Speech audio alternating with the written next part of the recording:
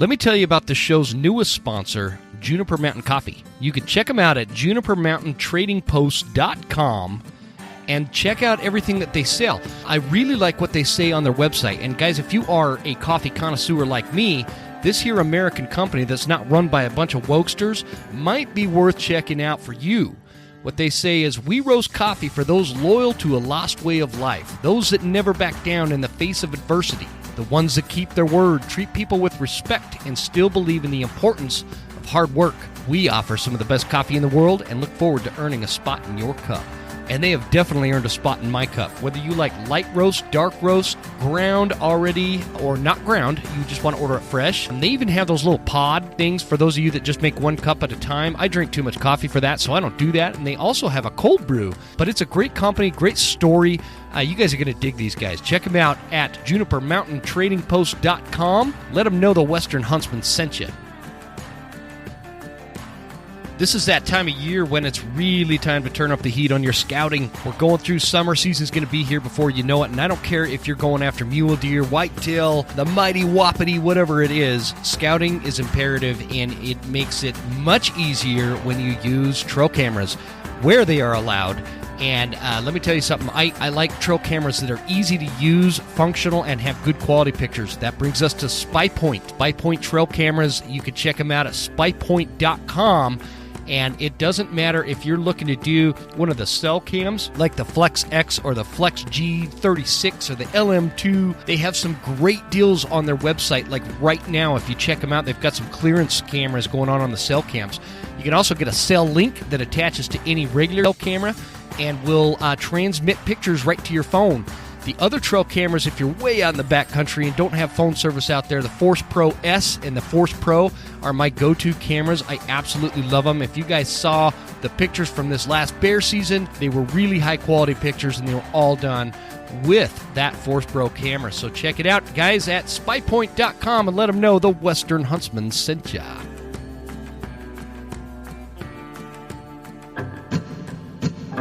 There exists a threat, from anti-hunting groups to politicians trying to give our land away, and we won't stand for it. Those vast western landscapes provide the space for our wildlife to thrive and a place for hunters and anglers to fuel the fire that sparks their soul.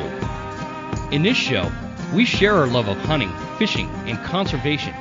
Here, we provide the foundation to meet these threats through passion and the grit of the American outdoorsman. Welcome to the Western Huntsman Podcast.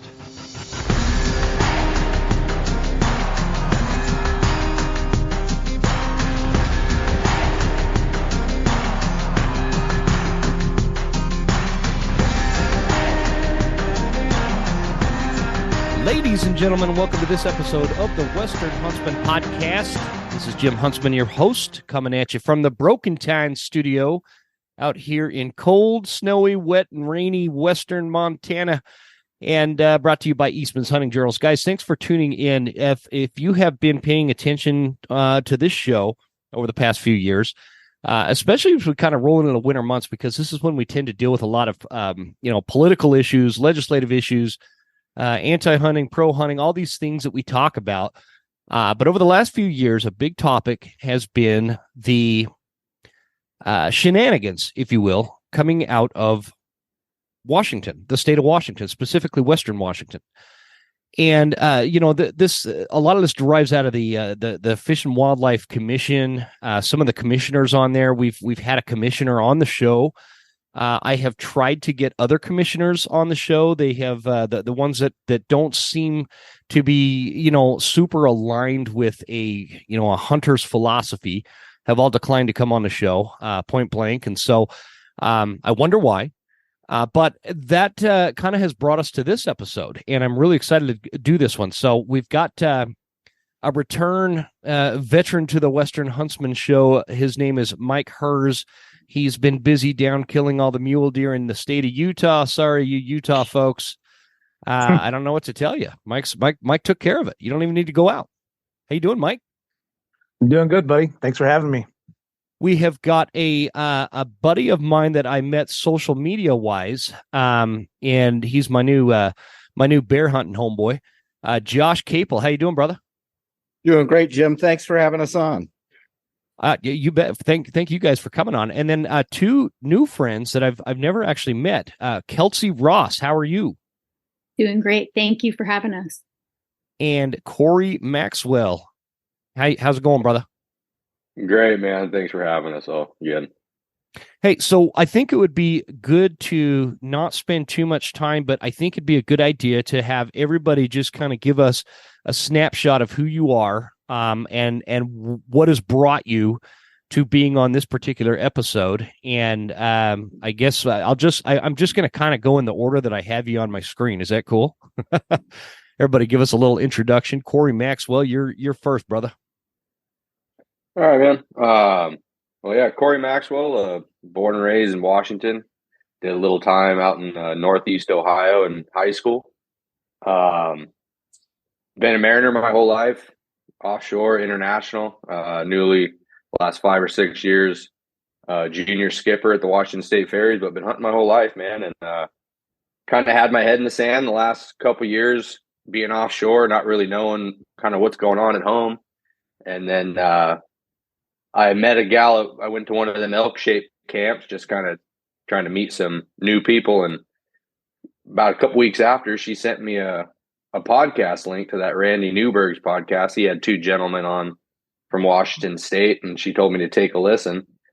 And I feel like I got punched in the face with some realization that I'd kind of really had my head deep in the sand and not really participating and really not believing what was actually going on at these meetings.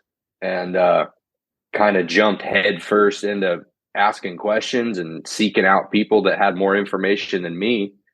And it led me to this group that we're all affiliated with, the Conservation Coalition of Washington, and brought me here.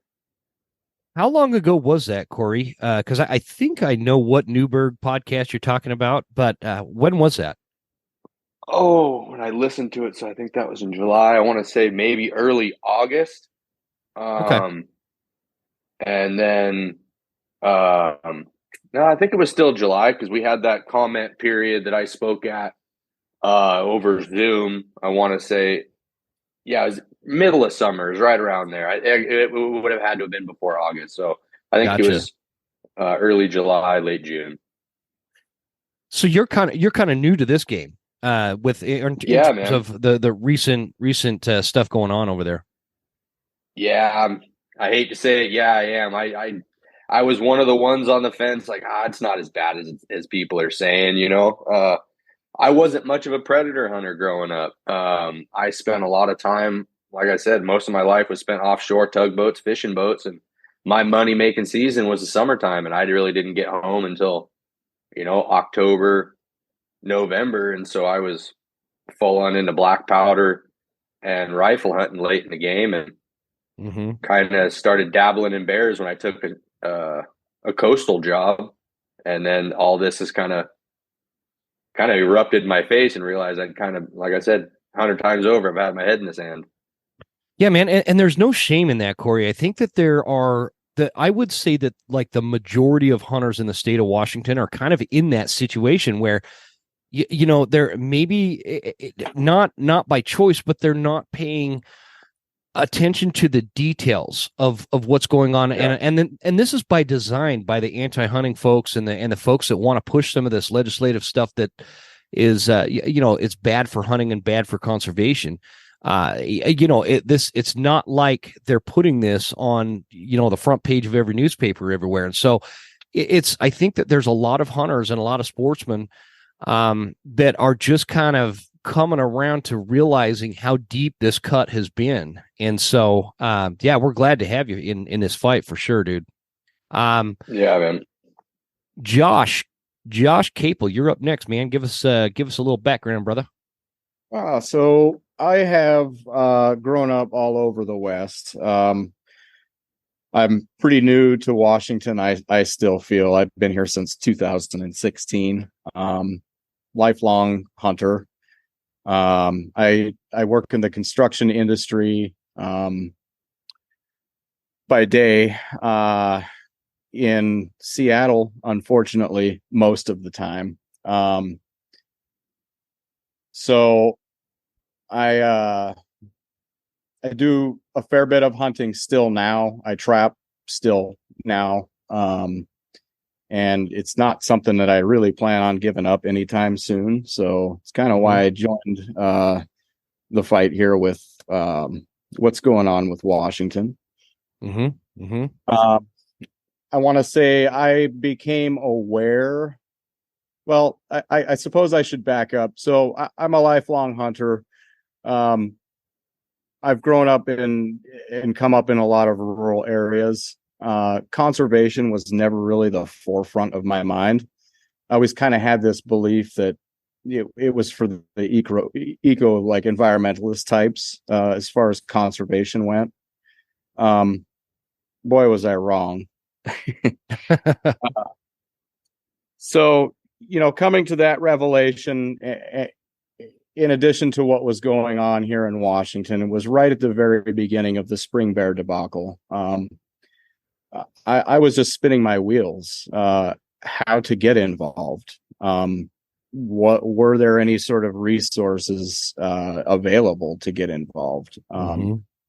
Little did I know there were a lot of folks that had the same question. So, yeah, for sure. There's a lot of folks that don't even live in Washington that have a lot of questions. It's just some of the stuff is just bizarre, man. Let's be real. You and I connected, Josh, last spring, kind of centered around spring bear hunting, didn't we? We did indeed. Yes. Yeah. I had gotten a bear tag for Idaho. I've got family that live over there in Priest River. Oh, nice.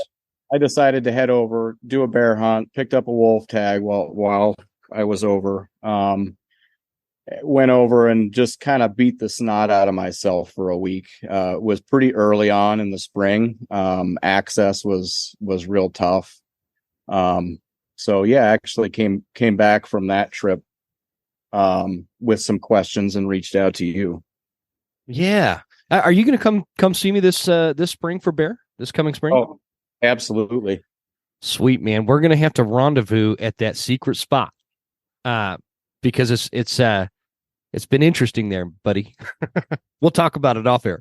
All right. Okay, Kelsey Ross. Kelsey, give us a little background on who you are and what brought you to this point, and it'll be good getting to know you. Hey, so I'm also a member of the coalition. I have always been an outdoor enthusiast, rock climber, hiker. But I've always had a fascination and have been drawn to hunting.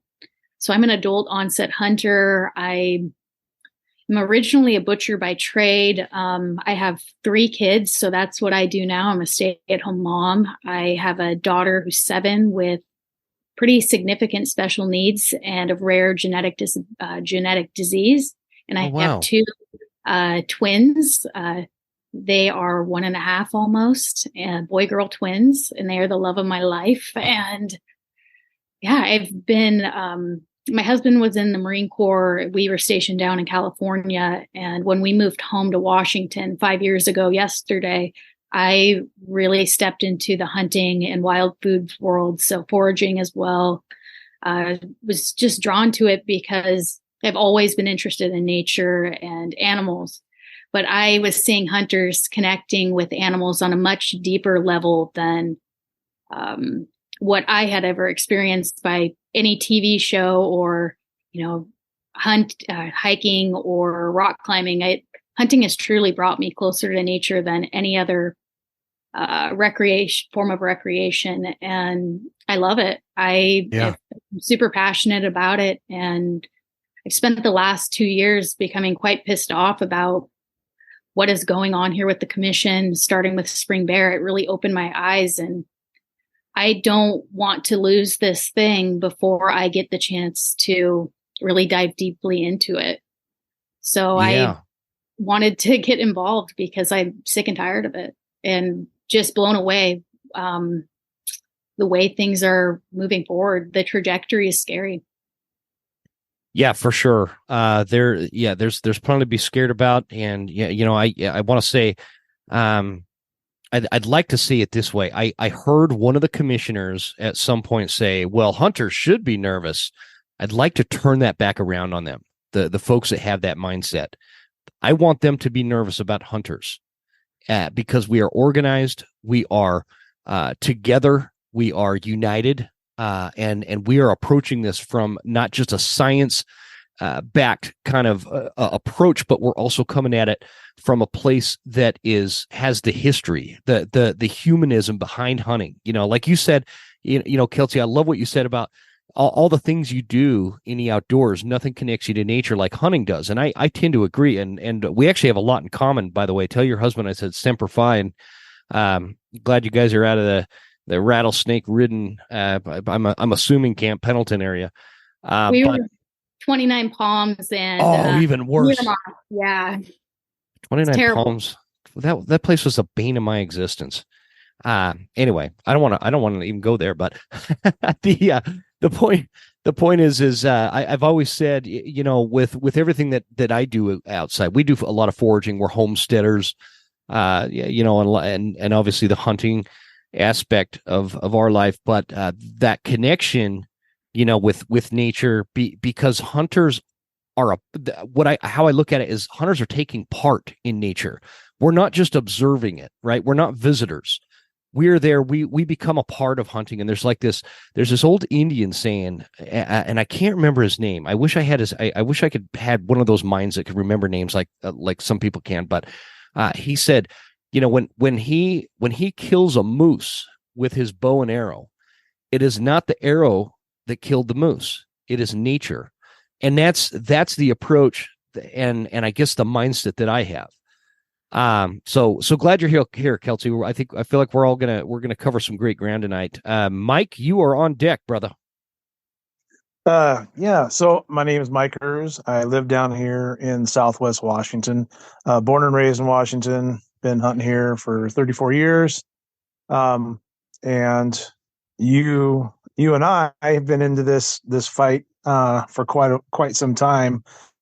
Just a little before Spring Bear debacle happened, and it got to the point, my boys were growing and out of the house, and I had a lot more time to focus than when everybody's got their kids and sports and everything, life's going on. So started to dive deeper into what was going on with the commission, and at that time some of the new appointees were starting to show their true colors.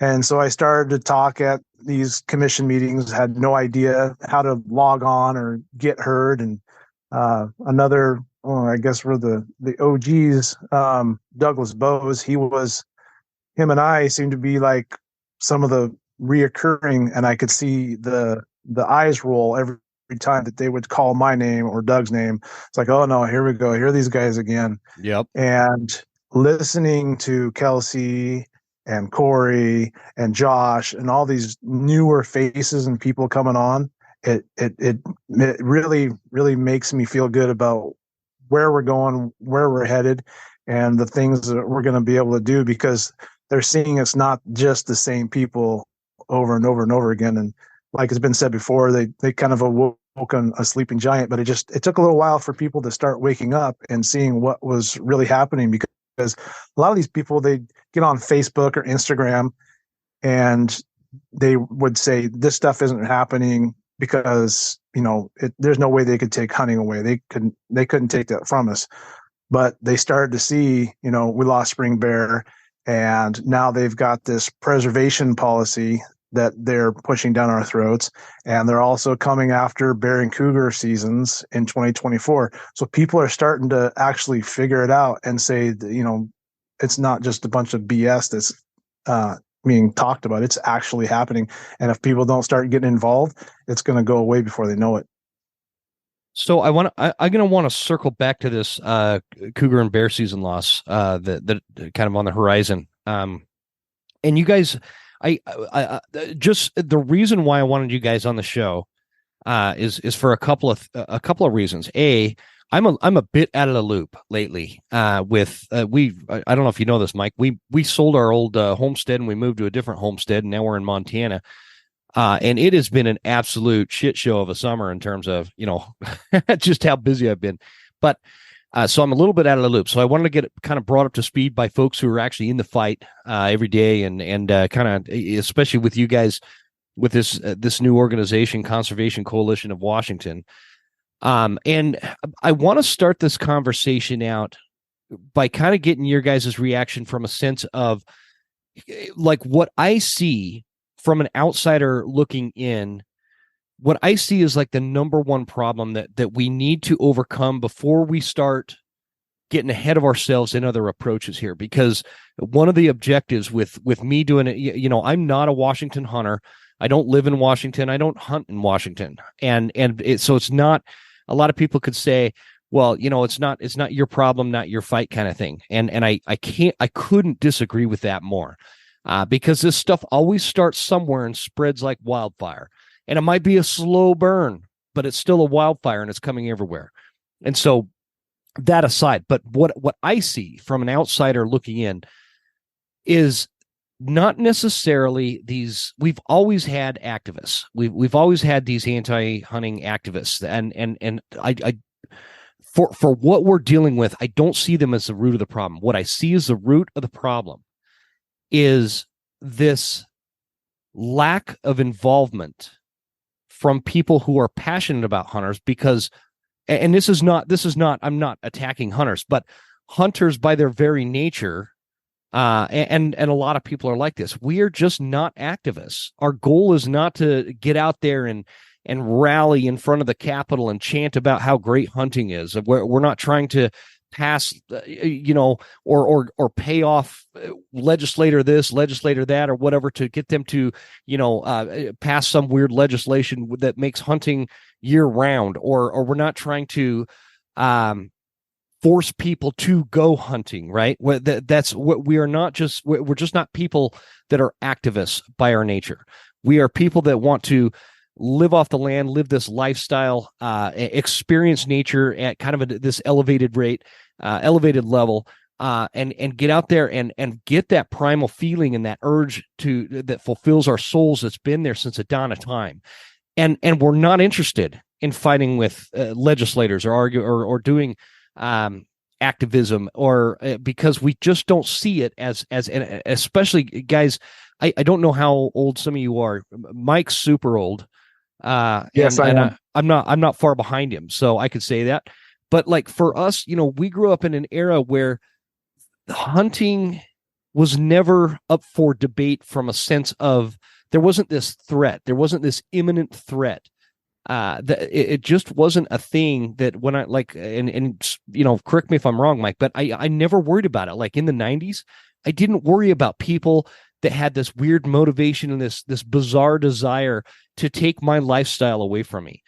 There wasn't this obsession.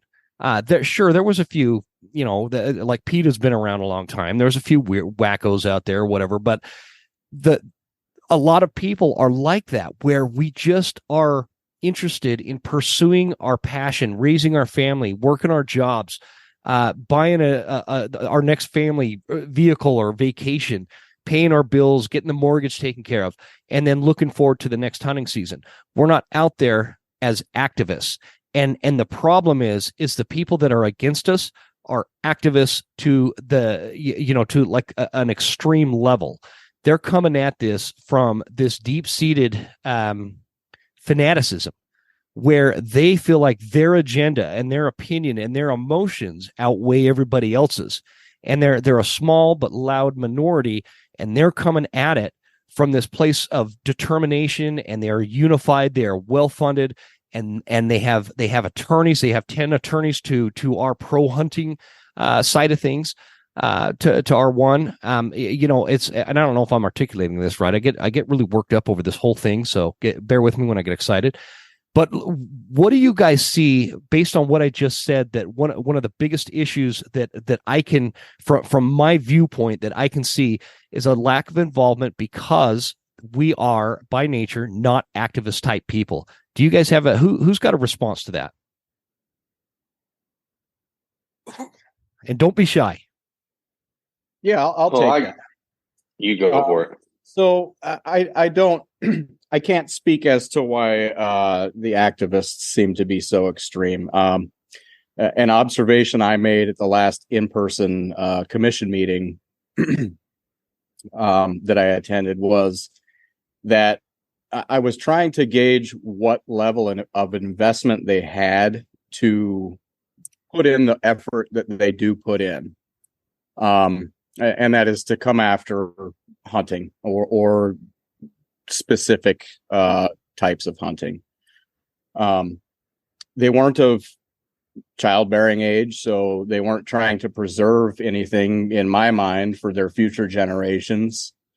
They all seemed to, they were all from urban areas, and did not speak to any experience that they had in the outdoors or even viewing wildlife beyond what they might see on Nat Geo. So I don't really see what their investment is or what their motivation is to come after hunting. Yeah, it's real similar to veganism, right? Where they like, I always look at it like this. I don't care if somebody wants to be a vegan. Like, I don't care. Live how you want. The problem with vegans is we get this a percentage of them that become hostile vegans that think that because they chose to be a vegan that everybody else has to. And it's kind of the same philosophy with the anti-hunting crowd. Cory, you were going to chime in there too, I think, right? Yeah. So mine's a little bit different of a take, more than the extremes. Like, you could put us on one side and the antis on the other, and put us at the extremes of this equation. Because what I've run into, especially since I've become involved with this, is, like you've said, by nature, we aren't the most talkative bunch about what we do, because everything we do, we try and keep secret from the other guy.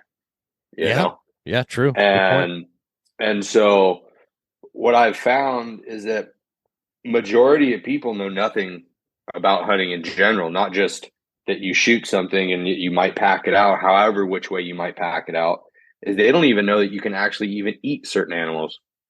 I was lucky and fortunate enough to go up to Alaska this year and was able to harvest one of the biggest Sitka blacktails I've ever taken, and went out to the family moose camp where the family downed 5 moose in a matter of 14 days.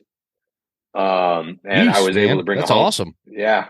Oh, it was an absolute ball, man. I'll bet. But when I came home, ended up back in the gym, and I was talking to some familiar faces, and they were asking me how Alaska was, and told them I brought back a bunch of moose, and 90% of the people that I was talking to said, "You can eat moose?" God, that's crazy, man.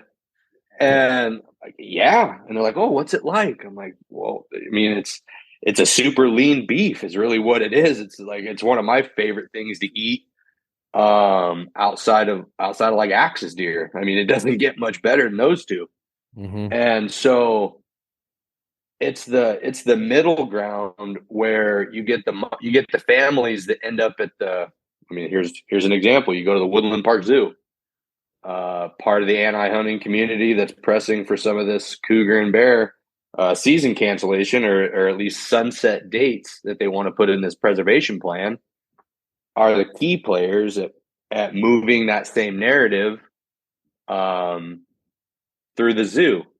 And so they have these huge campaigns to show the Disneyfied version of what these animals are, and that how they're our backyard pets. And it's swaying people that don't even know they're being swayed. And so they're seeing all this information passively, and then they're forming opinions that they didn't even know they were forming due to things that maybe their kids see at the zoo or they see on commercials, and is kind of what a lot of it is what I'm seeing, at least in my experience. Yeah, I think you nailed it, man, from that sense, because I've always talked about how when it comes to, like, hunters roughly make up, and again, this is active tag holders on an annual basis. Hunters make up roughly 5% of the American population. The anti-hunting crowd is 3%. It's smaller than the hunting community, but they're much, much louder, much, much more unified, and much better funded. And then you have the general population, And most of the general population are people that don't really have an opinion. They're not anti-hunting. They're not they're not pro-hunting.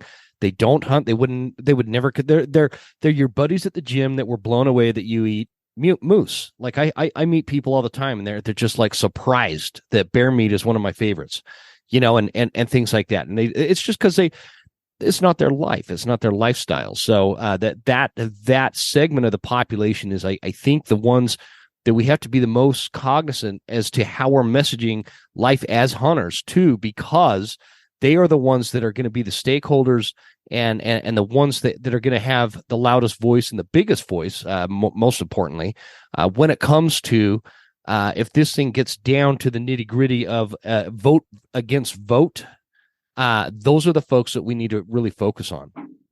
Kelsey, can we hear from you on what you kind of see as like the biggest hurdle, against what I saw or I described as an outsider? Well, besides from hunters being the live and let live type people who don't really care what other people are doing, there's a lot of fanatics right now. We're dealing with a lot of extremism in this country to begin with. And those extreme values when it comes to meat and hunting, I think it's really born out of disconnection to what humans do.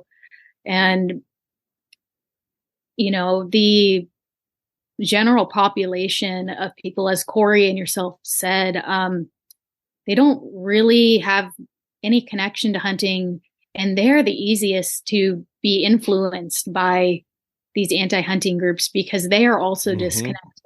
And the anti-hunters tend to play on the emotions of people, which is a really strong choice. So, and it's a lot harder for us to bring people to our side because it's so easy to point the fingers at us and say, hunters are killing. How can they be part of anything good and protecting wildlife? And we have these type of extreme ideals truly infiltrating the governor and infiltrating our governor. So he has people, anti-hunting groups in his ears constantly, and they're pretty proud about that. And he is the one who is choosing these the people that become commissioners. And a lot of these commissioners are tied to anti-hunting groups or themselves. So we're dealing with a lot here.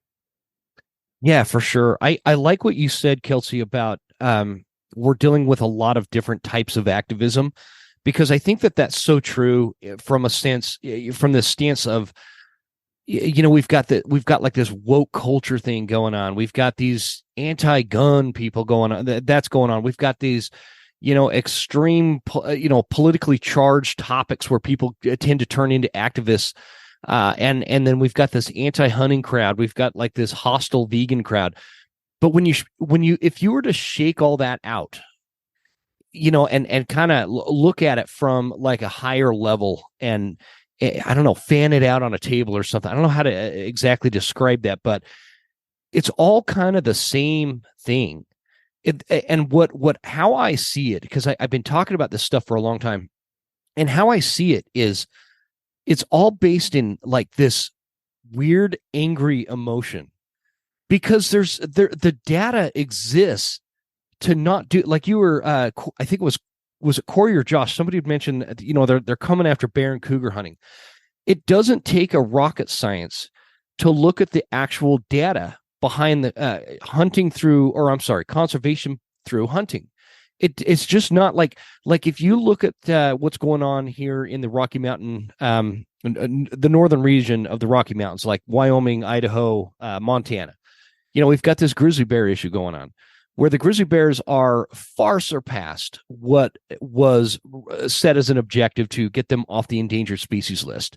And so what's happening is we're getting all these negative encounters, these bad encounters between humans and grizzly bears. These, I don't know, I'm totally drawing a blank on the damn word I usually use right there. Bear with me. But basically what's going on is taxpayer dollars are now having to go to fund conservation officers that have to go out and essentially cull the grizzly bears that are creating problems, which the majority of the time, those are sows with cubs, meaning when they cull a sow that has cubs, those sows are all but dead. It's a death sentence for them in most cases, unless they're past a certain age. So instead of managing through a process of offering some hunting tags that would do a few things, it would cull fewer of the bears than are getting killed right now. It would add revenue to conservation efforts through hunting tags. It would create a healthy fear among the grizzly bears so they avoid humans more. And it would just it would help mitigate these conflicts. That's the word I was looking for. Sorry, guys. I told you before I hit record. I'm not the sharpest knife in the drawer here. The conflicts, the human bear conflicts. It's the same kind of thing. Anyway, that is a long way of me saying that this data exists, and the grizzly bear is one of many examples. This data exists everywhere. And so all this like anti-hunting and wokeness and anti-gun and this, basically it's super angry leftism. And it comes, I don't know where it derives from, but what it tells me is it's an emotion based in anger. And it's not an emotion based in tangible facts, tangible data, usable information that people that actually study this stuff for a living provide them. Mike, I got a question for you, man. Are you ready for this one? You ready to be in the hot seat? Yes, sir. So you and I, we've been talking about this for a long time, and we've talked about, I think you first came on the show like, I don't know, 3-4 years ago. And actually, I think the first time you came on the show was before they had done away with the this whole surprise, eliminate spring bear thing. What has evolved, in your opinion, in the last couple of years since the spring bear was eliminated? What has evolved, both from like the cultural aspect of hunters and how involved they are, and how the current commission is? Well, I mean, it's become more and more. It's basically within the last, I'd say, 6 months that I have seen a huge uptick in the amount of non-negative people, denying what's happening and really getting involved. As far as the people who are getting involved, it's helping with a different point of view, like these adult onset hunters, people who have never been exposed to it, but are starting to expose other people within their family groups, and starting to get them to come to these commission meetings and speaking. So it's not just a bunch of hillbilly rednecks out killing stuff. It's these people. We've even had vegans come and support of hunting. One of our founding members, Gary Strasberg, I think it's his daughter-in-law is married to her, his son, and he's a big hunter, but she's not. She's a vegan, and she totally supports him. And she came and talked at one of these meetings, and you could just see these commissioners on the other side, just like, oh my God, this is the beginning of the end for us. Because if they're starting to get these people to come and speak at these commission meetings on behalf of hunting, we're starting to lose our grip. These So step back a little bit, did this podcast with PN Wild and Joel, which you're also a good friend of, at Black River Taxidermy. Mr. Schwecker. Yep. Yes, sir. He gave you a skunk, I think, didn't he? He did, man. I've put that skunk to use. Like, did you see that video? I attached that skunk to a cowboy hat and made a. You were just talking about, all you redneck hillbillies out there killing stuff, and I did a kind of for you guys on this panel here that don't know me very well. I'm usually very sarcastic, and this video was a product of that. Anyway, Yeah. Thanks, Joel. I use that skunk all the time in all my funny videos. And so we were talking about, this is when the coalition was just getting kind of up and running, and we're basically just grassroots hunting, fishing, and trapping men and women who don't want to see this lifestyle go away. And we're just trying to get the information out to them. And on this podcast that we did, we talked about how it would be to go to this meeting Olympia, and there'd be only standing room only because there's so many hunters at this thing. And I was in Utah, and I was actually on a stalk when I was supposed to be speaking. And when I got back from this hunt, I saw all these freaking posts and everything, and it was standing room only at this commission meeting. They had to have an overflow room because there were so many people there willing to talk.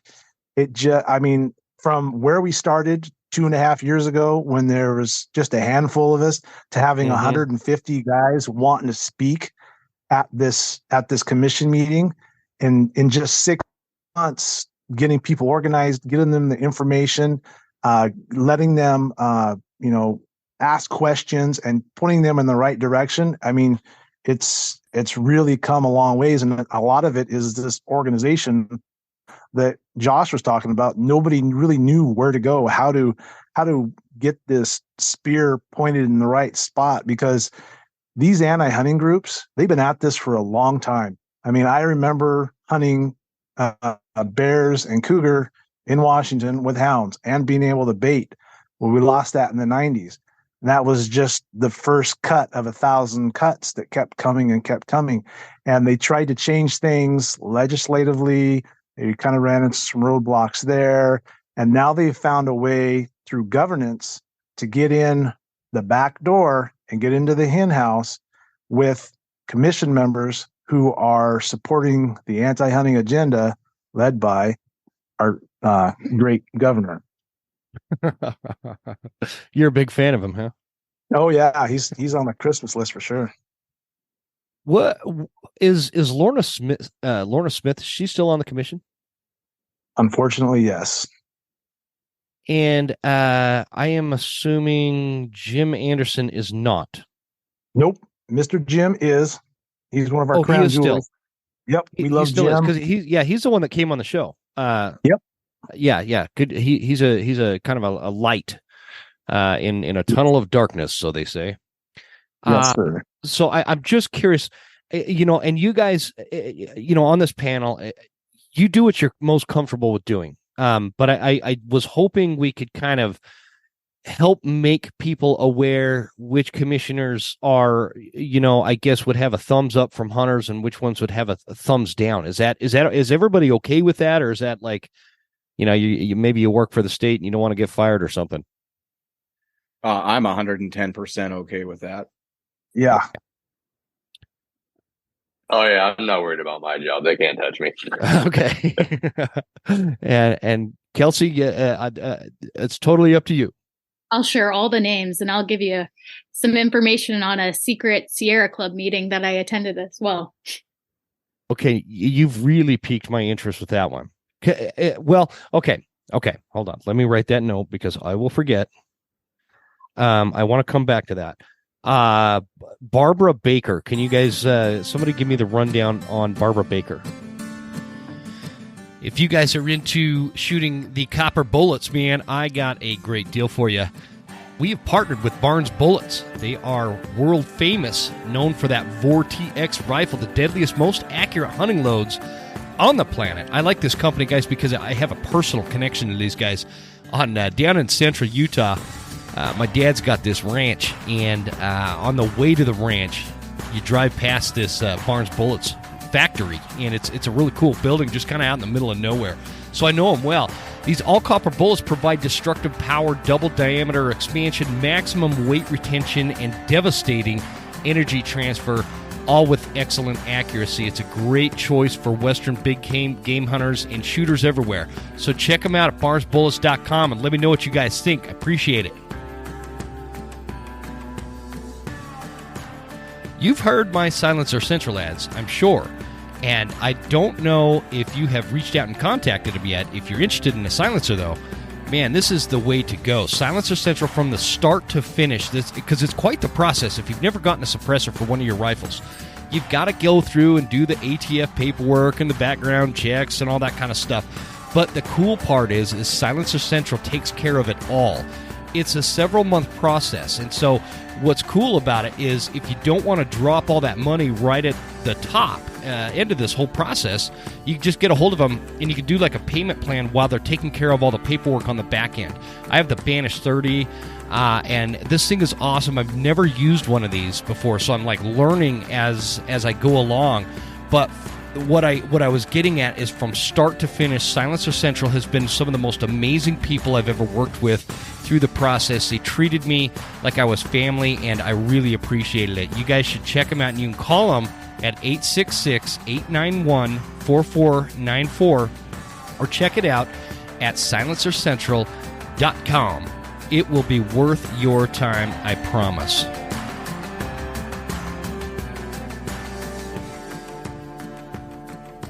So she is,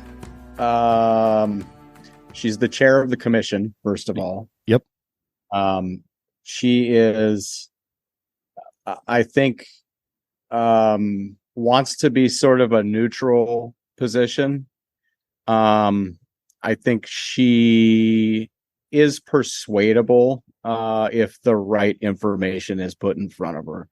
The only issue with Baker right now is the conservation draft policy or policy draft that she's writing, which looks, at least the last iteration we saw, definitely looks like a preservation policy and not so much a conservation policy.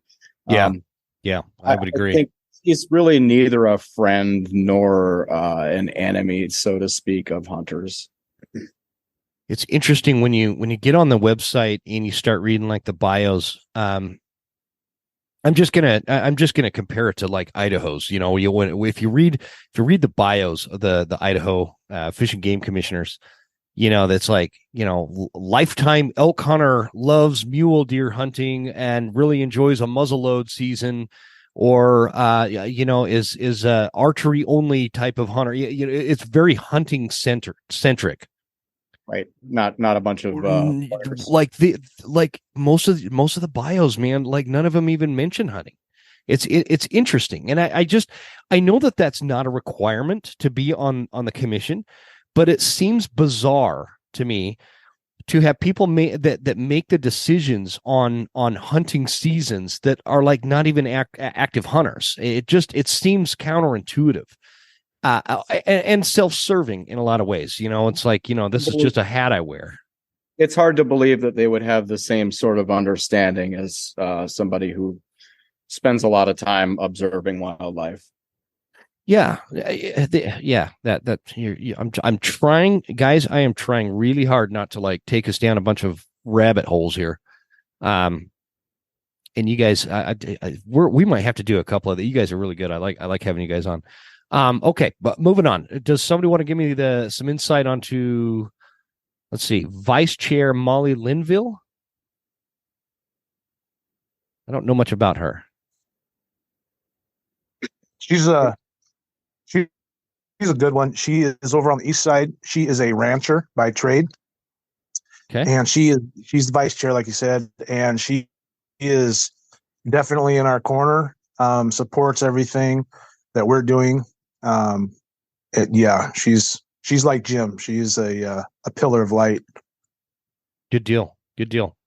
So Jim Anderson, he's been on the board a few years, and I really liked him. I felt like he is kind of a guy that's in our corner, and I just don't know how vocal he may or may not get in some of these meetings in terms of what he fights for, but at least he seems to be somebody that I felt was deserving to be on the board. What say you guys? Yeah, Jim's definitely very much a friend to sportsmen in general. I would say he's not the loudest of the outspoken, but when he does weigh in, he at least has something constructive and maybe leans toward progress more than placing roadblocks in front of making decisions. Gotcha. Okay.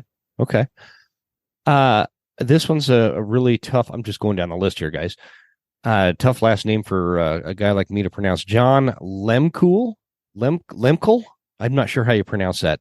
How do you pronounce his name? Does anybody know? It's Lemkool. Yeah. Lemkool. Yeah, Lemkool. Is he the one that Mike or Josh, one of you guys was on this podcast that he came on the podcast? That was in July. Yes. Yeah, it was just a few months ago, and I don't even remember which podcast it was, but one of you guys sent it to me, and I listened to it. So that was the Broadside podcast. Yes, the Broadside. And what spurred that was actually a commission meeting. He had made a very brash statement in that hunters or sportsmen should hire their own biologists to conduct their own studies to present to them if we weren't satisfied with the decisions that they were making. Did somebody tell him that as taxpayers we already do that? Yeah. So I made mine reminded. about he's definitely been reminded. So he also, by the same token, made a statement that he really wished to hear from people, a broad range of people. I of course immediately contacted him through email and proposed that maybe we have a conversation via podcast for the public to be able to listen to in the interest of transparency, and he bit. So that's kind of where I started getting really interested in who the commissioners were as individuals. And he is the one in that, I'm pretty sure he must be the one that I was listening to in that podcast. I just my blood started boiling, but it was, and I hope he listens to this. John, if you're listening to this, feel free to hit me up at jim@thewesternhuntsman.com. That goes for all you commissioners. If you happen to catch wind of this here podcast and you're listening to this episode and you agree or disagree or want to say your piece, you are more than welcome to come on my show. A Washington commissioner has an open invite. But he is the one that, as the discussion was progressing, said that something along the lines of, yeah, I know hunters were upset about losing spring bear, but talking about a toddler that may not have gotten exactly what they wanted for Christmas kind of thing, as if it's something that commissioners should or shouldn't have the power to take away from people. And what vexes me, folks, is with that mentality is that, and this is my personality. It's kind of my mindset. I don't care what your title is. I don't care what position you hold. In a free society, you are not allowed to dictate my life and what I can and can't do. You are there to set hunting seasons, not tell us we can or can't do it. And that is what just chapped my ass on that one. And the reactionary way he went about how, so some people are mad about it. No, it's not about being mad. It's about you being wrong. It's about you taking away something that is taking from people. That this is how some people feed their families. This is how some people make their money. This is how some people have spent the last several decades of their life doing as a family and spending time and connecting with nature and feeding their soul in a way that is very primitive, in something that has been taking place in a human history and mankind for thousands of years. And all of a sudden you think you're smarter than history and you could take that away from people. That stuff, you could tell I kind of fly off the handle, and I don't mean to do that, but it vexes me. I hate that mentality, and I hate that mindset, and I hate that kind of reaction. We'll just leave him there. Go ahead. Well, I was going to add, he is completely two-faced, constantly gaslighting the hunting community. He's the token fake hunter on the commission. And it's actually been over 2 million years of hunting heritage for human history. So yeah, you're deadly accurate with that, Kelsey. Sorry, did I cut you off? Did you have more than? He's one of my least favorite, but we haven't gotten to the top number one yet. So I'll wait till. Okay. All right. Woodrow Woody Myers, Spokane County, occupation, retired wildlife research biologist, Washington Park. He's currently serving? He is currently serving, and I think it's fitting that Cory might take this one and cover Woody. Do it, Cory. Oh, Sleepy Bear. Yeah. Yeah, Woody, I wouldn't characterize him as a friend to hunters.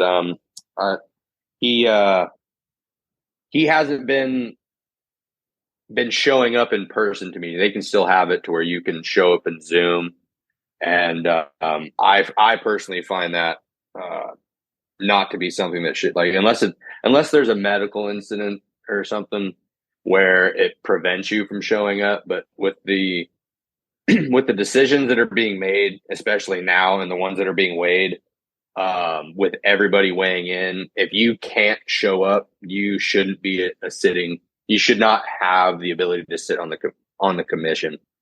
I might have got a little loud during the last commission meeting, but I heard some people snickering, and I looked up, and on a 65-inch, 70-inch TV, old boy was rocked down with his chin buried in his chest like a grandpa at Christmas dinner, and was out for about 2 or 3 minutes. And it was about that because we had a 3-minute window where we could speak, and he was asleep the entire time one of the gentlemen was speaking.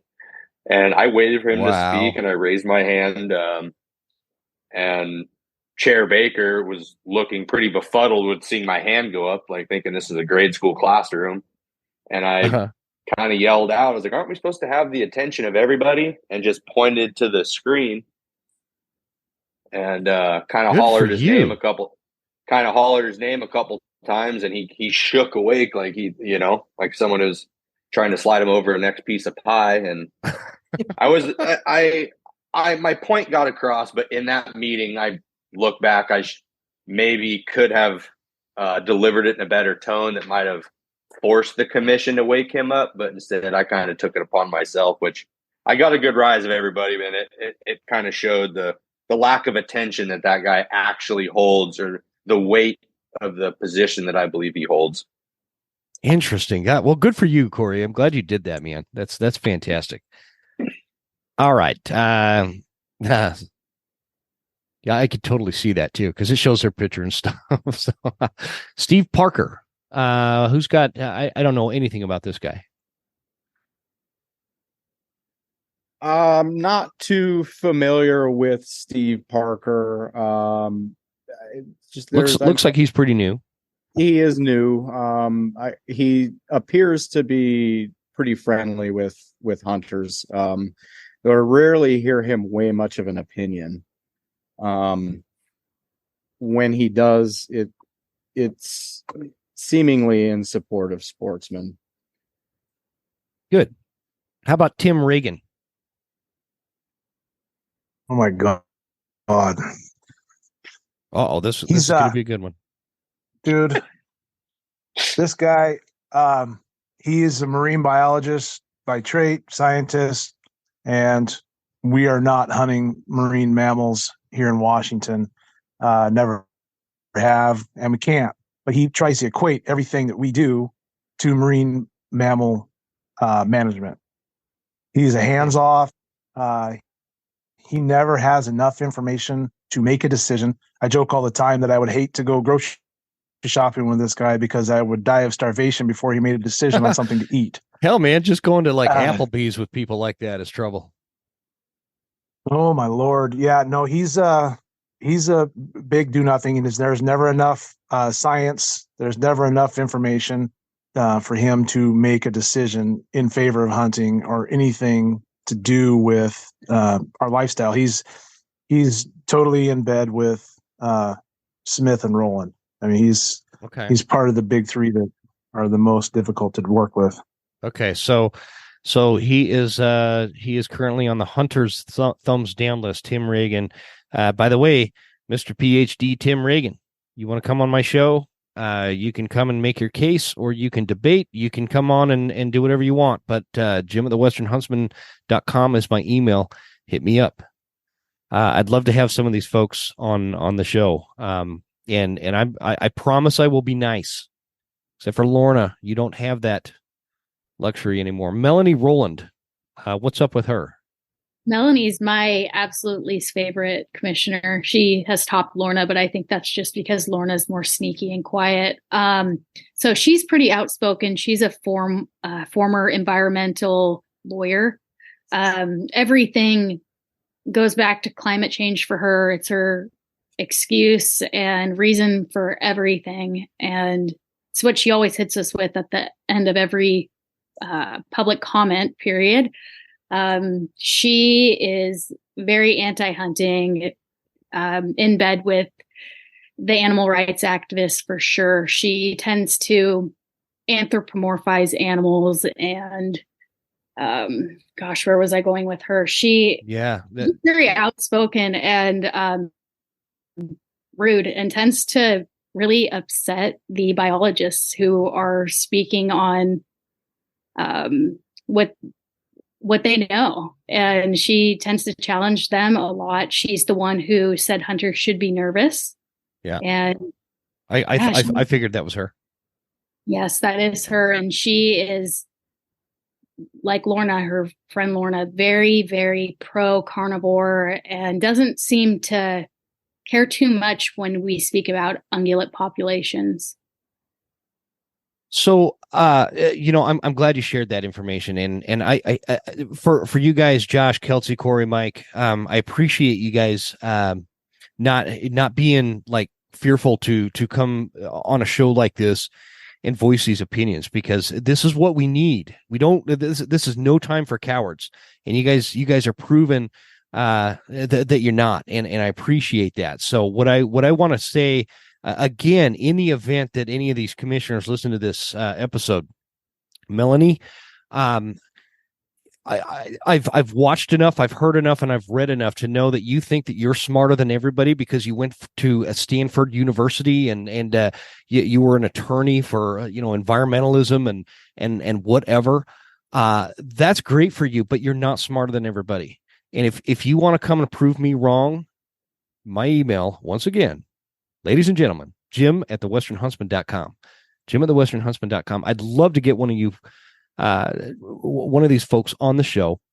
And I want to discuss like simple things. I want to discuss how they see that getting rid of a spring bear season in the state of Washington is conservation. When you take a look at any comparative state, you could take Montana, you could take Wyoming, you could take Idaho. Let's use Idaho. Idaho, and I just talked about this on another episode that I recently put out, but Idaho is one of the most aggressive bear hunting states on the planet. You could hunt bears for almost 6 months. You could use hounds. You can use bait. We can there's the seasons are long. There's no limitations as to what weapon choice that you want to use for our bear seasons. But yet with all of that, we have one of the most robust bear populations in the lower 48. Explain that to me. Explain that to me, Melanie. Come on my show and explain to me that how one of the most robust bear populations in the lower 48 is also the most aggressive at hunting bears. How you think you're saving bears and the environment by stopping a spring bear hunt. Come tell me how many lactating sows were killed in the state of Washington during your last spring bear hunt. I'd love to hear this stuff. I don't understand the emotion over science, the emotion over data, and I never will. Okay, let's get to everybody's favorite, Lorna Smith. Sorry, I kind of went off the handle there, guys. Lorna Smith, did I lose you guys? You guys hang up on me because I flew off the handle? Nope, I love it. Oh, okay. Glad you guys are still here. I got a little nervous there. Lorna Smith has been kind of, from my perspective and for the sake of this show, kind of public enemy number one. In fact, if you go on the westernhuntsmanpodcast.com, you can find a bumper sticker that says Lorna Smith resign or something. I can't remember what the bumper sticker says, but she has been the one. She is the one. And I don't mind publicly saying this, and I don't care if she hears this. I reached out to her via email to ask her to come on and make her case regarding her stance on spring bear And she came back and told me that, well, since everybody's made up their mind, I don't see the point. Lorna, here's the point. You serve a public office. If you're going to make these kind of decisions, make your case to the public. The way you do that is coming on shows like this, not being a coward and sitting over there and making decisions that go against science and data and think that you're smarter than everybody, like your buddy. What's her name? Melanie. I had to scroll back up.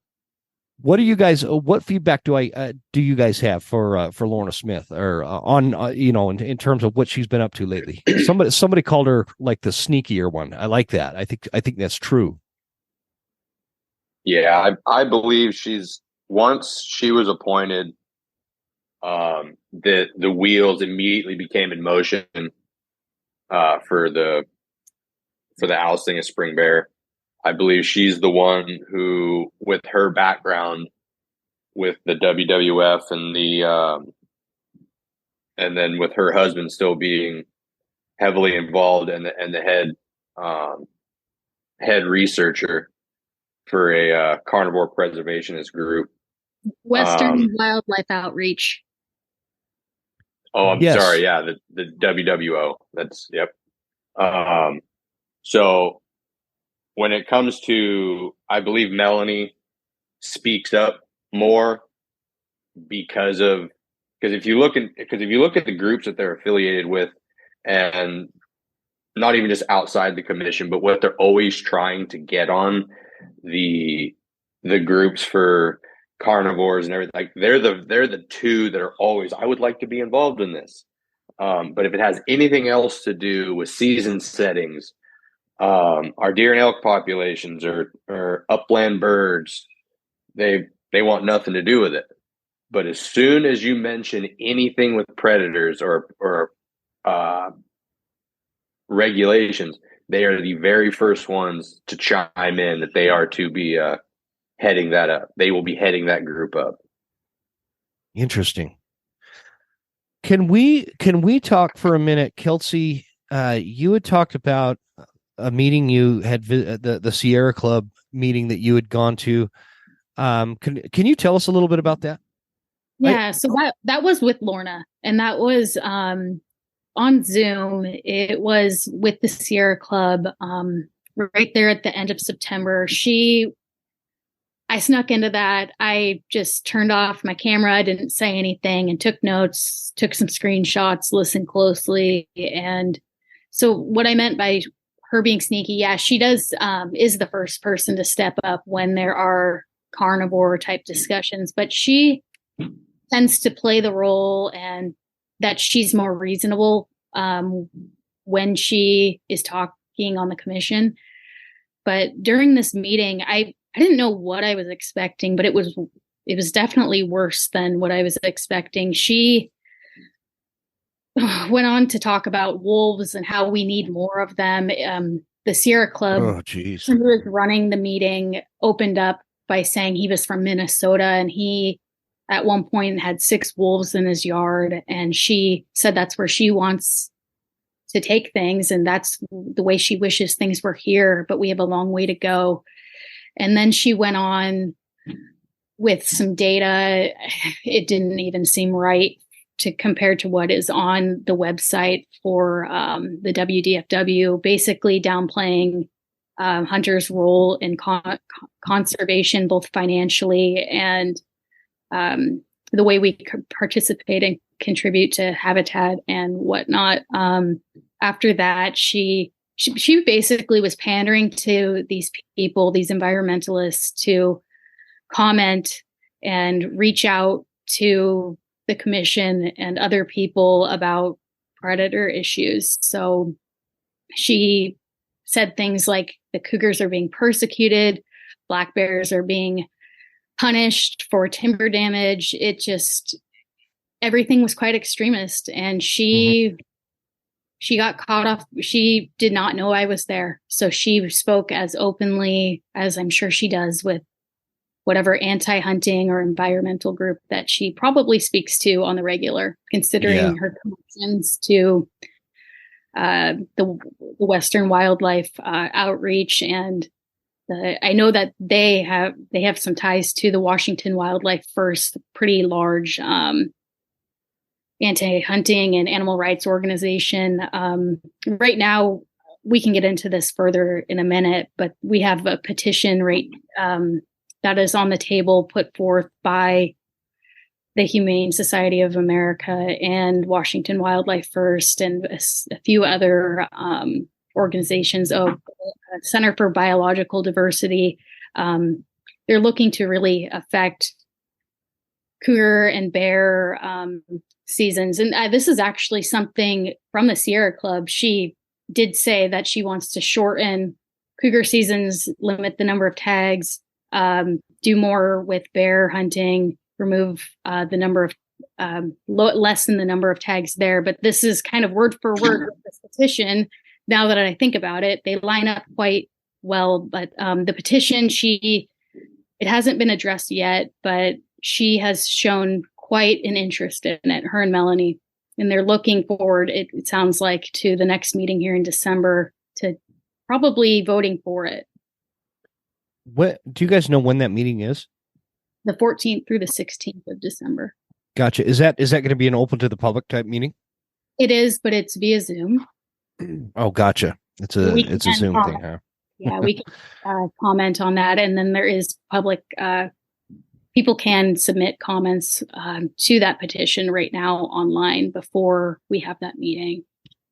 Do people like Lorna Smith? Do they ever say, because you'd mentioned, that some dude in Minnesota's talking about how he had some wolves in his yard or whatever, and she's like, "Oh, that's how I want it here." Do they ever say why? Like why do you want that here? Do they not understand? Do they not understand the limitations to predator habitats such as a wolf with such large metro areas such as Seattle and the entire western part of Washington is highly populated, and that's beside the point. Do they ever say why they want these wolves in such great numbers? She didn't say why during that meeting, but I don't think she needed to because she was with a bunch of her friends. But I'm sure it has a lot to do with the anthropomorphism of animals. Yeah. Which is so prevalent right now, and this disconnect that she has. She doesn't live with them. She doesn't deal with them. And, like Melanie Rowland, who often conflates modern contemporary hunting within the North American model with the market hunt. I'm sure she has the same feelings. I'm sure she does. I wonder if these folks on this board like fully understand the North American model. I wonder if they understand it, because if they did, they wouldn't use terms like market hunting or trophy hunting. That's always my favorite. They've twisted what trophy hunting is and the connotation that means when the general public hears that now. It's this like real nasty negative word.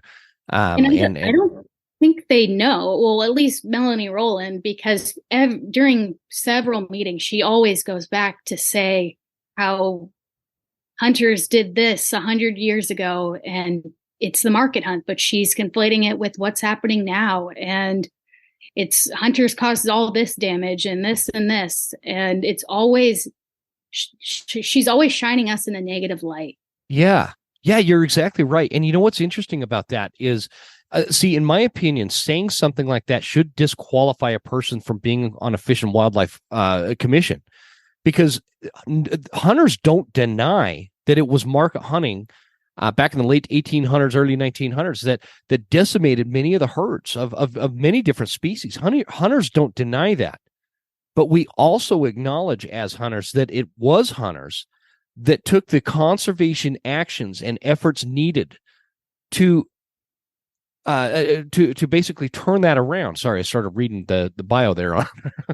Hunters are the ones that turn that around. Hunters are the ones that put in the blood, sweat, and tears to reverse that. And that is why when you look at something like the North American model of wildlife conservation, and these the 7 principles, the sisters that fundamentally lay out how we achieved For example, just elementary things, just foundational things like an almost completely decimated whitetail population is now upwards of around 30 million whitetail throughout North America. That's a huge accomplishment. The fact that we're raising elk in the West and they've been reintroduced. They were reintroduced into several Western states. Now all Western states have elk hunting seasons, and we're actually transplanting these elk onto the Eastern Seaboard at this point. Like, these are huge success stories that they did not come from the Humane Society of the United States, the Center of Biological Diversity. They didn't turn any of these populations around. And where, yes, it is not inaccurate to point out that there was a lot of market hunting that took these populations to very dangerous levels back in 100, 120 years ago. You can't say that without also saying that it was hunters that turned that around and reversed that. We identified the problem. The books are written. The information's there. You can't deny it. And getting back to this wolf point and this wolf issue, that Lorna Smith has this fantasy that it would be great to have wolves running around in your backyard. Again, when I don't mean to keep throwing utilizing Idaho as an example, but Idaho is a great example of this. Idaho, again, like bears, is the most aggressive state when it comes to wolf management. We have an excellent wolf management system here. We can hunt wolves almost year-round with almost any method available, and we still have 4 times the objective number in population size here, close to 1,500 wolves, 4 times greater than the Tri-State Rocky Mountain Region recovery objective was back in 1995, which was roughly 500 wolves. So I'm sorry, I said that wrong. Anyway, I lost track there. So the math was off on that. But anyway, getting back to that, the hunting isn't the issue. Hunting is what is creating the conservation. Hunting is what gives the wildlife actual stakeholders in their well-being. I just don't see how, because somebody has this fantasy about how great it would be to have a bunch of wolves on the landscape, does any species on any landscape, on any ecological system, on anywhere in the lower 48 or anywhere in North America for that example, it doesn't benefit them. It doesn't benefit. They have no stakeholders. Somebody like Lorna Smith is what I look at as like this phony stakeholder. She wants to portray herself as being a stakeholder in conservation and wildlife management, when all it really is pontificating to people that have emotional attachments to these predatory animals and think they're doing some greater good by getting rid of hunting seasons for them, when in fact the opposite is true. And again, using the grizzly bear example, we kill more grizzly bears because they're on the endangered species list and they have conflicts with humans than if we just opened up a very moderate hunting season and allowed these bears to get a healthy respect for human beings. I got us off topic, guys. Okay, let's get back to this for just a minute. I think that's all the commissioners, right? Yep, that's all of them. Guys, I feel bad. I feel like I'm doing most of the talking here, so I want to apologize. I want to also extend, if you guys feel like these discussions on this show are beneficial to Washington and the hunters in Washington, I would be happy to jump on and do like a monthly update kind of thing with you guys, where we try to push that needle a little further. Until we can somehow get this commission issue worked out in the state of Washington. So that's something we could talk about later if you guys want to think about that. But I'd be happy to kind of be the platform to help move Washington towards some progress instead of this endless dark tunnel that seems to be looming. Okay. And by the way, Kelsey, thank you for sharing that information. That I think gives a lot of people some insight into how some of these commissioners think and how they operate and how they're kind of doing things behind the scenes and behind our backs. I think that's important for people to know. What do you guys see as a way for hunters that are not residents? And I know we're running long here, guys, but for non-residents of Washington, people like me that live in a different state, what would you guys say to them in terms of why they should be involved and why they should be listening to episodes like this, even though they don't hunt or live in the state of Washington. Well, case in point. Go ahead, Josh. I would say, just as a direct correlation, do you ever plan to hunt in Washington? I know Washington gets sort of a bad rap as far as hunting goes, but we do have some pretty great opportunities here that I think would be a shame for anybody who enjoys Western hunting to miss out on. I would second that, Josh. Washington has some incredible country, and I spend a lot of time there for my day job. I would love to hunt Washington more. In fact, the biggest mule deer I've ever killed was in Washington. But anyway, to answer your question, I'd love to hunt in Washington. Right. So, and then to sort of indirectly answer that, as you can see with, I'll step outside Washington for a moment here, and I'll say Colorado. You're one governor's poor decision away from facing a lot of the same issues. Kind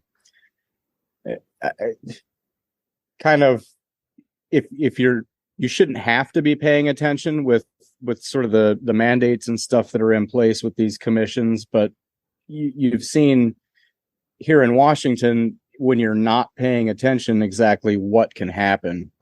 So having a representative or representatives or people paying attention is hugely beneficial.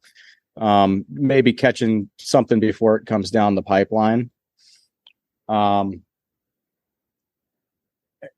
I think if somebody has the time to buck shame somebody on the internet and leave their digital footprint that way, then they've got some time to do something constructive, maybe drop a comment about how they feel into some of these issues like we're having here in Washington. Man, that point is fire, Josh. That's a great point. We all have a common interest, right?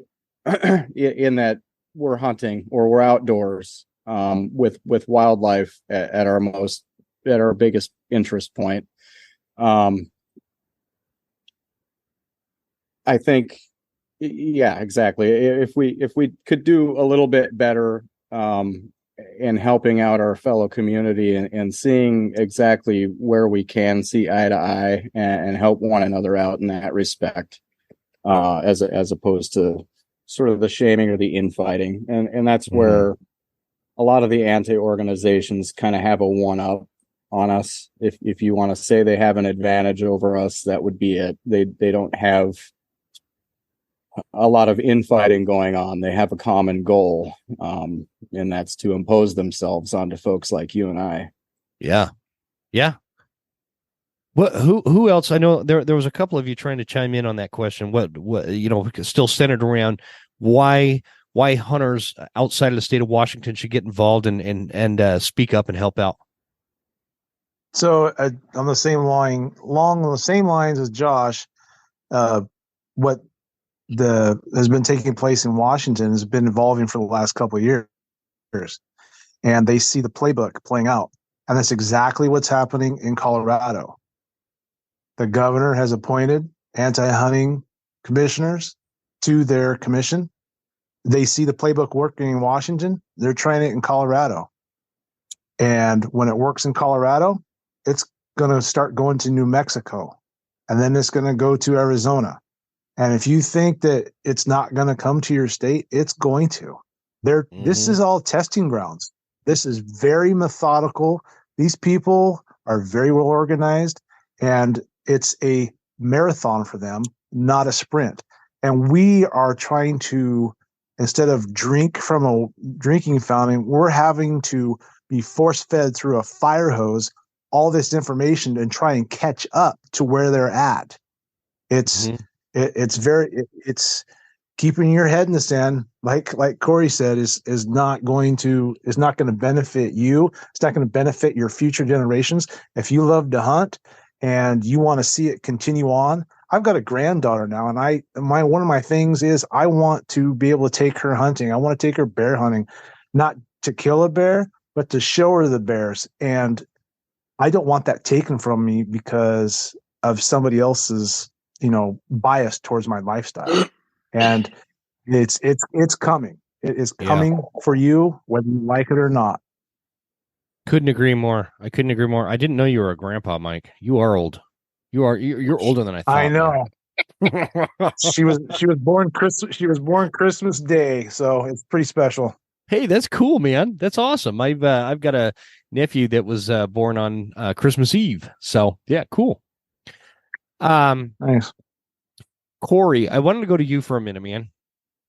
The kind of a question, we were just talking about how, reasons why out of state hunters should be, tuned into the issues in Washington, whether they live or hunt there, or not. What about resident hunters? What do you feel from, your perspective? What more can Washington hunters be doing to help move the needle here?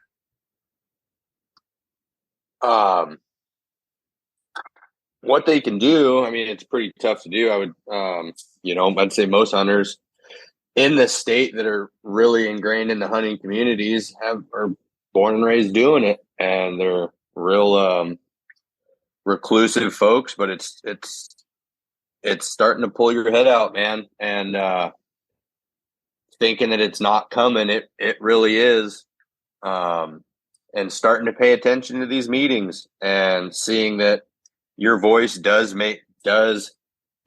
carry some weight, and especially if there's 10, 20, 100, 200 of us in a room, they're going to have to take notice.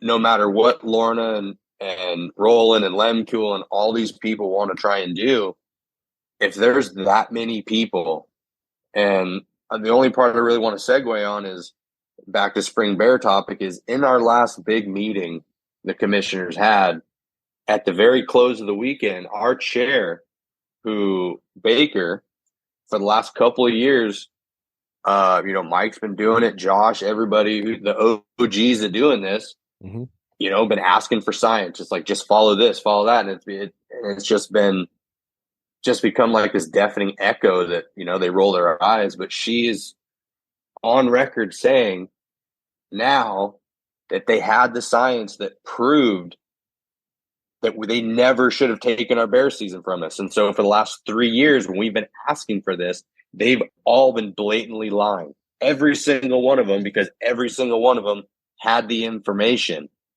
And Linville at the start of that meeting, I don't know if anybody caught it, but it perked my ears and started burning. Started saying that she believed that there were commissioners on here with agendas and had nefarious actions towards hunters. That's on the record in that meeting. So you can go back and timestamp it. And just really believing that this stuff is happening. And, there's mechanisms in the WAC that say that, that they can lower tag allocations. And then there's a certain region that if you've grown up in this state, you've heard about it. And if you draw that tag, your friends take off time. They give up their tags to come help you. And I had mentioned it in my speech.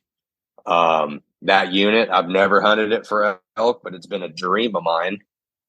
And every year I get a point and my percentage of drawing goes down. It sure don't go up.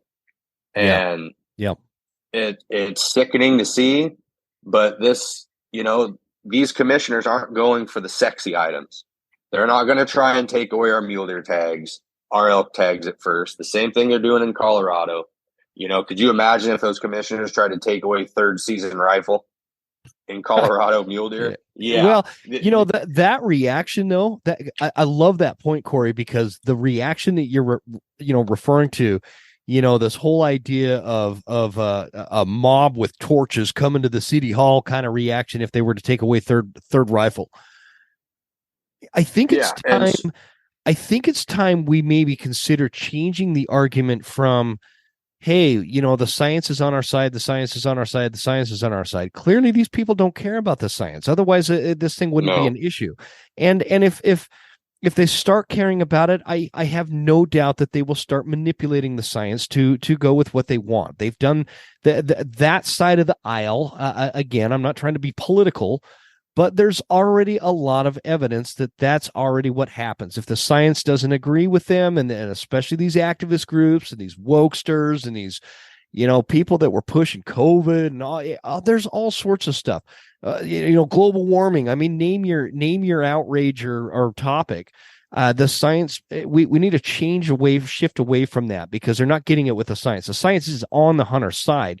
They don't care. If they start caring, they'll manipulate it. So now it's time to come at this, maybe like what you were talking about, Cory, from this aspect of like it's not okay anymore. It's like you take away a hunting season, you reduce tags. This isn't okay.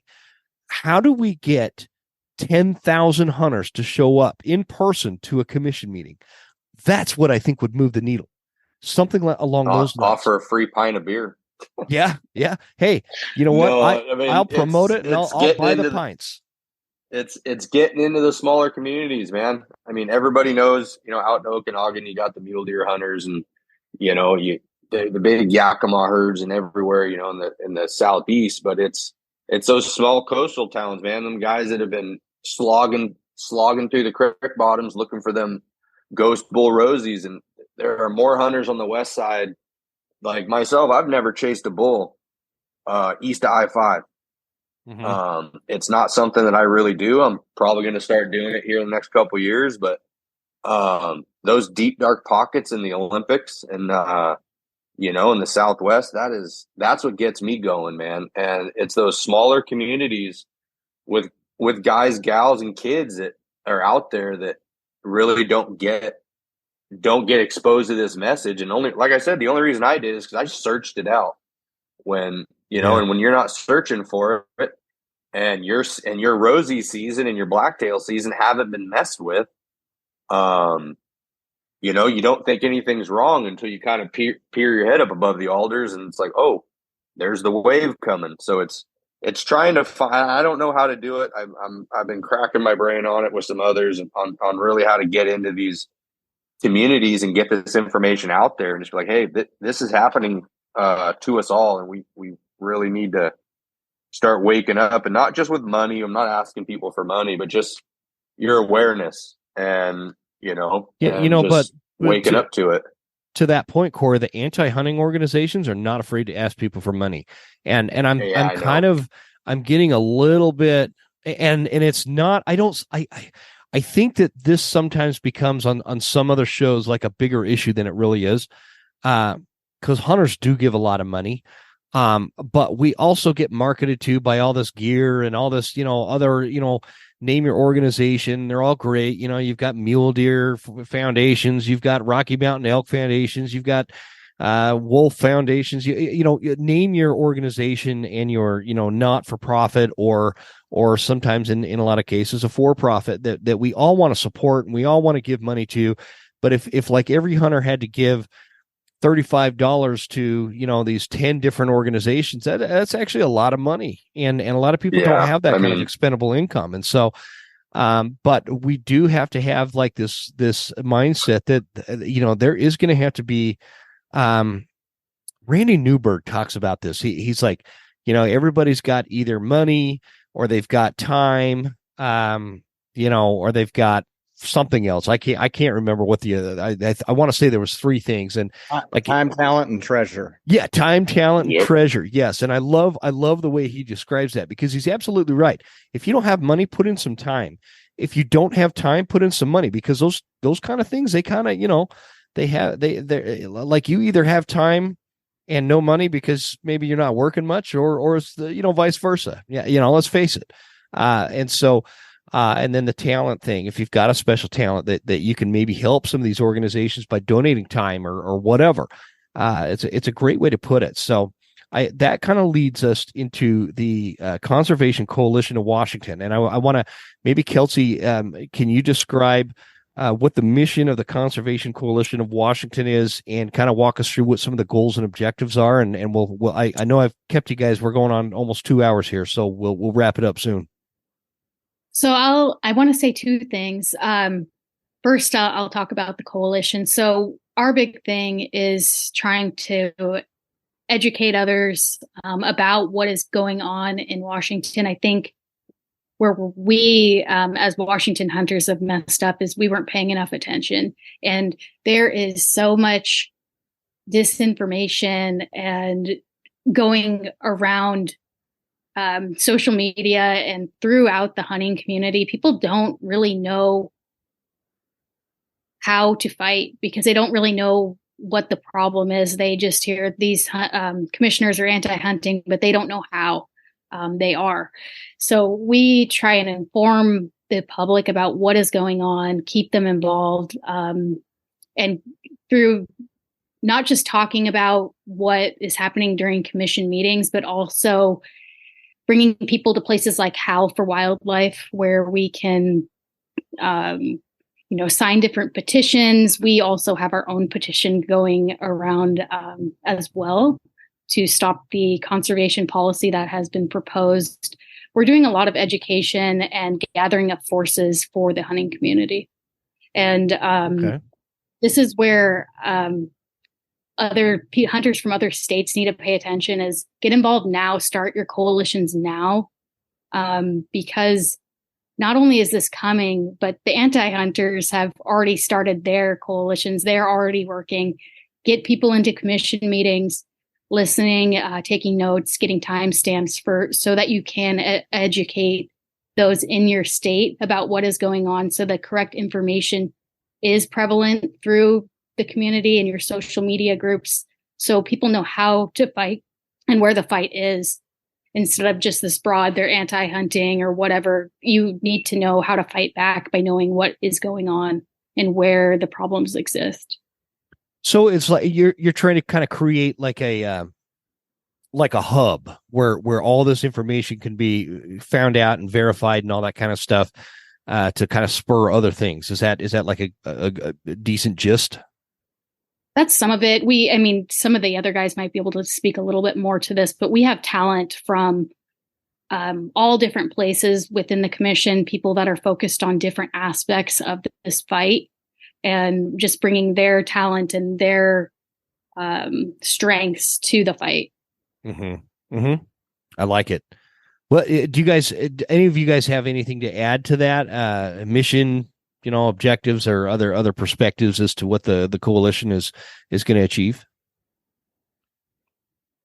Well, I think Kelsey pretty well nailed it. Go ahead. It's exactly it. It's a hub for information. It's a hub to help point people in the right direction if they want to get involved, and to what extent they want to get involved. It's also been sort of a hub to aggregate maybe some of the social media presences that are local in order to get as much information out as possible, so that people can put to rest sort of the rumors that they've heard with some correct information.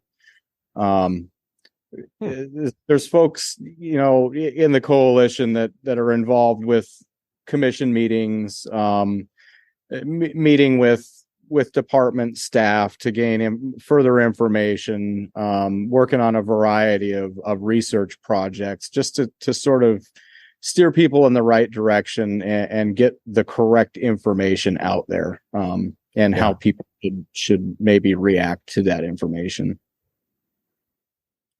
Well, guys, this has actually been, a really interesting conversation, and I've learned a lot in this, and I think it's helping me kind of, if you guys are familiar with my show, as we kind of roll into the fall hunts, this show kind of orients more on hunting strategies and finding elk and shooting bears, those things that hunters can really use in the field.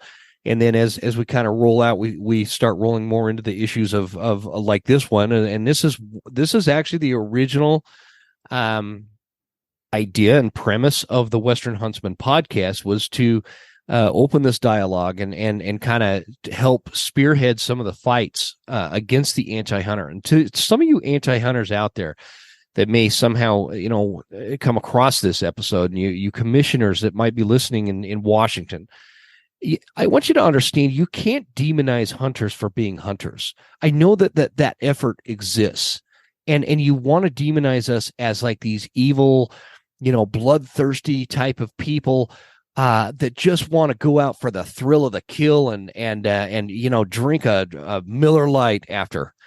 Let me tell you guys something. That is not the essence of a hunter. Hunters are people that simply live close and on the land, and we absorb and become part of nature for the fulfillment to ourselves and our families, and in a providership that no other activity on this planet can provide. And so I want you to think about that. And again, I'm talking to the anti-hunting commissioner specifically. You have to understand that our connection to this is not like we're playing a game of baseball and maybe you scored a few more rounds than us. And so it's like, dang it, shoot, I'm going to kick the dirt and I'm going to go home. But tomorrow I'll be over it. We will not be over it. This is not something that's going to go away from our end. We will not get over this. This is not a game. This is our life. This is our lifestyle, and we will not be dictated to. We will not be told, and we will not be outsmarted by people who don't have any real concept of what it's like to be a hunter. This is not how this game is going to be played. And I'd rather extend a hand of, I would over these hostile conversations that sometimes erupt over this conversation. I would much rather have these commissioners on my show to talk about as a dialogue, create debate, and have an actual conversation as to why they might feel I'm wrong and I feel they're wrong. But the biggest point that I want in terms of like a takeaway, if there's a takeaway for folks like this to have, please understand this is not like just an election season where, oh man, we lost the election. Well, better luck next time, or lost a game of checkers. Folks, this isn't like that. This is a lifestyle, and we take it very sincerely and dearly, and it's very deep seated into our souls, and this is not going away. Kelsey, Cory, Mike, Josh, anything else to add before we wrap this up, guys? I just want to say thanks again, Jim. Your show, your content has really ignited a fire in me to keep this going before even this coalition stuff. I've got to pay homage to the stuff that you did with Chris Rowe and Guy DePlancha. Amazing stuff. I've gone back, re-listened to some of that stuff. I appreciate you saying that, because some of my favorite episodes were the ones I've done with Guy and Chris, and those two have been hiding from me. And I'm telling you, it's time to get them back on. It's time to kick that series off again. You need to dig them back up for December for sure. I'm going to send them some hate mail. Just wake them up. But yeah, but that's it for me. It's been a great help. The folks that I have found that are willing to sort of listen to the message, get the message, spread the message, and help out where they can. One thing that I really liked about recording this with you guys, man, like all four of you brought your A game. You guys all made some really solid points. I want to say that before I hit the end record button, but I don't know if Cory, Mike, or Kelsey still want to chime in on any kind of last closing thoughts on this. I know that was like a fast 2 hours. Quick. Yeah, that went by real quick, man. But yeah, I just want to thank you for having us on here and trying to shed light in our little corner over here and on what's going on and how this is greatly going to impact just the West in general. Like everybody's been kind of echoing here. Don't think it isn't going to happen to you in your state. They're not coming after the sexy items. They're coming after the ones that are kind of in niche, and they're going to inch their way closer, and it's coming, and we're trying to meet it head on now in a delayed fashion, but we're ramping up over here, and we're trying to bring the fight to them. Yep. I love it. Jim, I just want to thank you. From the beginning, you've always been an advocate for us. here in Washington, and you've always gone to bat for us. And I appreciate everything you've done in the past, what you're doing for us now, and look forward to what we can do in the future. And I just really appreciate our friendship, bud. You know, I really appreciate hearing that, Mike, but I want to say one thing about that. You know, I feel like I've had a lot of conversations about what's going on in Washington, and it's almost like I don't ever want to feel like an empty suit, man. I want to up my game from my end because it's important to me that we succeed in Washington, not just for the sake of hunting, but for the individual hunter in Washington. People always kind of discount the hunting culture in Washington. It's long, it's deep seated. It's a wonderful hunting culture, and there's some great people in the state of Washington. And also, I gotta say, there are some bad-ass hunters that come out of the state of Washington that are just extremely talented, and they really set a high bar for a lot of other hunters. And so, I'm not saying that to, you know, be overly nice to my friends in Washington. Like I legitimately mean that, and I just want to do more as we go forward and make sure that we can stop this onslaught of anti-hunting legislative actions coming out of this commission and other places like your governor there. Which, by the way, I had a conversation with Sammy Byrd. He's a candidate for governor. He might be a good option to look into. Kelsey, you're the only one that hasn't chimed in for kind of a final thought. Do you have anything to add? I just wanted to say thank you to you for all you're doing and helping us get the word out. I mean, it is so important. What is happening here is scary, and I want other people to know because they need to get on top of it before it starts. Yeah. So thank you. Oh, you bet. Thank you. Thank you guys all for coming on. Stick on the line for 1 minute, but just a real quick here for those of you listening, there's a lot of ways outside of this to help our friends in Washington. So whether you're in Washington or not, a couple of things that we could do is start this dialogue and start this conversation and start getting this information in front of a lot of people. Any of these podcasts that are recorded, whether it's this one and this particular episode or some of the other ones in the past. What was the name of that one you'd mentioned, Josh, that you guys were on and you had that commissioner on back in like July? That's the Broadside podcast. The Broadside podcast. For some reason, I always forget the name of that one. But the podcasts like that, and some of these other platforms out there that are trying to get this information in front of people, share the heck out of these episodes. Help people understand. I am working on something where I'm trying to make a very relatable video for the non-hunter so that to help them understand that hunters are not how they were portrayed in Bambi. That's not what hunting is. That's not what hunting looks like. And I'm sick. And I don't know about you listening, but I'm sick of being demonized and portrayed like that. And Bambi's just one example. For some of you might not be old enough, but there was this movie Bambi, and they really demonized the way hunters are. Like they set the woods on fire and they're shooting at deer running across the canyon. Also, it was just ludicrous. I'm still mad about it, and I was like 5 when it came out. Anyway, the point is there's a lot going on this end where we're gonna start making a greater effort to try to appeal to the non-hunter, not the anti-hunter. To hell with them. We're talking about the non-hunter to help them understand our fight and our struggle and our reasons for spending the time in the woods as hunters, connected to nature in the way that we do. And hopefully that'll help kind of sway that tide, if that even is a saying. But you know, you guys are, I'm sure, smelling what I'm stepping in here. So anyway, thanks for tuning in, folks. Feel free to check us out at the westernhuntsmanpodcast.com or hit us up at Instagram at the Western Huntsman. Please help us by writing good reviews on this show. It helps the algorithms and it goes a long way. Bad reviews are just bad juju for everybody. If I die tomorrow, I'm going to haunt the people that wrote me bad reviews. So just keep that in mind when you start typing. I appreciate everybody, the panel here, Cory Maxwell, Josh Caple, Kelsey Ross, and Mike Herz. Thanks. I hope, guys, that we can do this again. I really appreciate it, and we'll talk soon.